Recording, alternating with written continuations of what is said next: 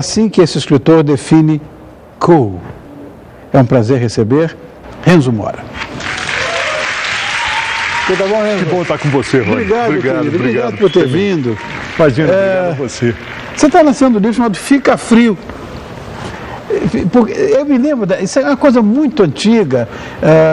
A minha geração ouviu muito isso. Esse que era um clichêzão.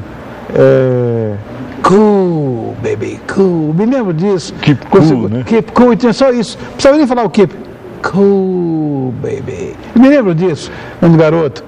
Agora, esse aqui Fica Frio, que é uma breve história do cool, resgatando, na verdade, o sentido do conceito. Exato. Que é um conceito, cool, né?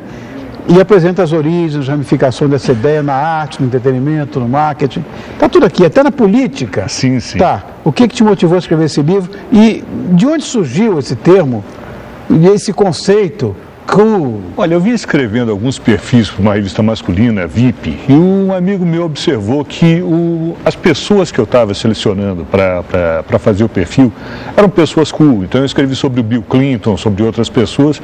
Falei, por que você não escreve um livro sobre isso? Daí eu comecei a pesquisar. Eu descobri, Rony, que o cool, na verdade, ele começa com os escravos chegando aos Estados Unidos.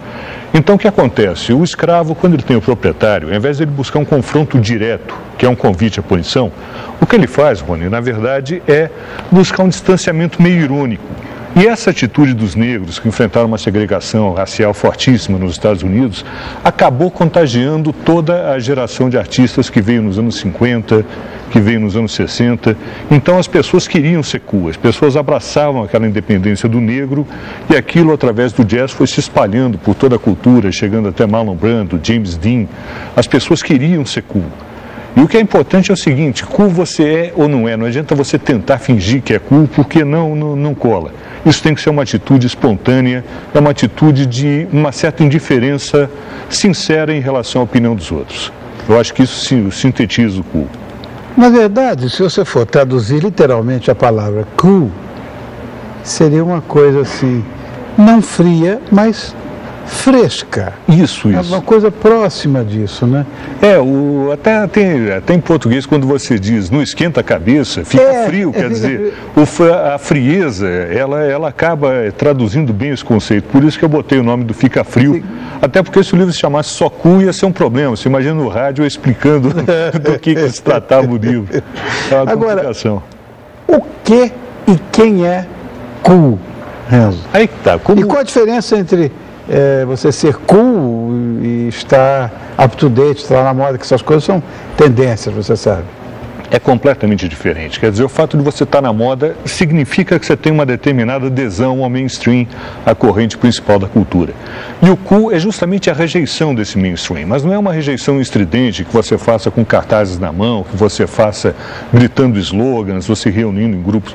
É uma atitude individual. Você está bem com você e você não tem essa preocupação em exteriorizar os teus sentimentos, você não tem a preocupação em ser aceito ou não. Eu acho que a base do cool é uma certa indiferença sincera em relação à opinião alheia. E como é um conceito que eu próprio reconheço, que é um conceito complicado, o que eu procurei fazer no livro é colocar algumas figuras que eu entendi que exemplificavam o cool. Então, segundo meu livro, você tem duas figuras base do cool, que é o Miles Davis e o Dean Martin. Até uma das razões pelas quais eu queria muito estar aqui era para falar contigo sobre isso. Por quê? Porque os dois se formaram, Rony, nesse mesmo caldeirão racial dos Estados Unidos, que tratava o negro e o ítalo-americano, que eles chamavam depreciativamente de dago, da mesma forma depreciativa. Então os dois tiveram que lutar para se impor numa cultura WASP, né, que é branca, anglo-saxã e protestante. Então a luta deles, nessa luta para se impor, o Miles Davis buscou um caminho mais visceral, adotando posturas mais radicais, e o Dean Martin contornou isso com mais ironia, com mais distanciamento, mas os dois sintetizam aquilo que eu quero explicar com cool. E daí vem outros personagens, o próprio Elvis, que eu coloquei no livro, o Charlie Watts dos Rolling Stones, uma série de figuras que eu identifiquei como cool, e sempre tomando cuidado de tentar diferenciar o que era o personagem e o que era o ator. Porque às vezes é muito complicado, às vezes você tenta colocar a figura que as pessoas inventam a figura que as relações públicas inventam para essas personagens, exatamente. O Dean Martin, conheci ele pessoalmente. Por isso que eu vim aqui no teu programa, porque você está mencionado no livro. Obrigado. Você sabe que a última vez que eu estive aqui, eu vim para cá para falar sobre o meu livro do Sinatra. E você me contou uma história maravilhosa do teu primeiro encontro com o Dean Martin, que eu botei no livro.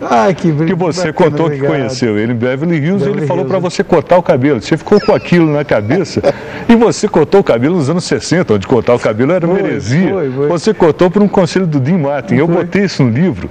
Porque é impressionante. Ele estava preocupado com os filhos, que também deixavam o cabelo grande. Tinha o Dean Paul, o filho dele, que ele também ele se preocupava. Ele chegou para mim assim, imagina, foi apresentado por um grupo interessante de pessoas, que ele viu que, enfim, e ele chegou pelo presidente do American Brazilian Chamber of Commerce e tal, como um grande astro. O texto dele foi irônico, ele disse: você tem economizado bastante, né? Não cortando o cabelo. Ele falava a mesma coisa para o filho dele. Pois é, tem economizado bastante e tal. Mas foi muito gentil. Não, ele era gostava de carros, enfim. Sim. E era Dino o apelido dele. Dino, exatamente. E eu botei essa história no meu livro, por quê? Porque eu estava falando da influência do Dean Martin. Outro fã dele fantástico era o Elvis Presley. O It's Now or Never é uma versão do Solemio, claro. Então, sim. E o Elvis adorava o Dean Martin. Ele pegava a moto dele às vezes à noite em Beverly Hills e ficava circulando perto da casa do Dean Martin para sentir a aura de cool do Dean Martin. Eu estava colocando o ponto final nesse livro quando eu vim aqui para falar sobre o meu livro do Sinatra e você me contou essa história. Falei, essa história é boa demais para ficar fora do livro, eu botei no livro. Vou só abrir um parêntese. Eu li o seu livro, Sinatra. Parabéns. Obrigado. Eu li 4 biografias do Sinatra. A que eu mais gostei foi a sua. Você é muito gentil. Não sou gentil. Eu tinha te falado que eu tinha gostado muito do Arnold Shaw, que eu tinha lido também. Sim.